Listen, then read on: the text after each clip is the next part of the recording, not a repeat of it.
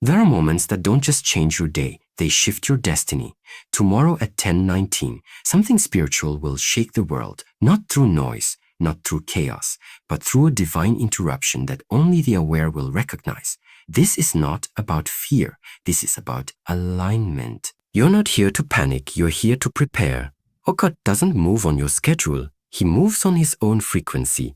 And when something is said to happen at a specific moment, it carries a spiritual signal.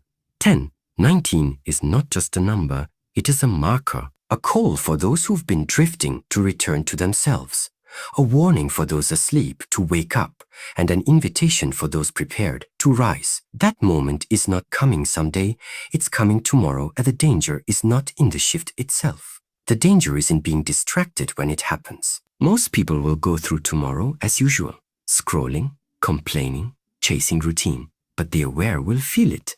At 10:19, you may sense a chill through your body, a sudden urge to pause, a deep emotional rise without cause. That's not coincidence. That's the spiritual pulse of the moment. Don't ignore it. Don't rush past it.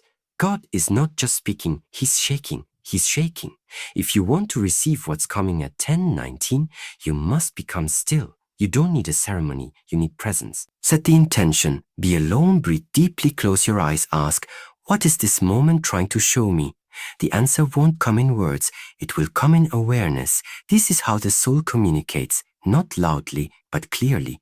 And if you receive it, your path will never be the same again. 10:19 is more than a time, it's a turning point, and not just for the world, for you. Don't waste it, don't sleep through it. Prepare your space, prepare your spirit. Because when heaven marks a moment, those who are aligned receive the shift, and those who are distracted miss the miracle. Be ready, God already is.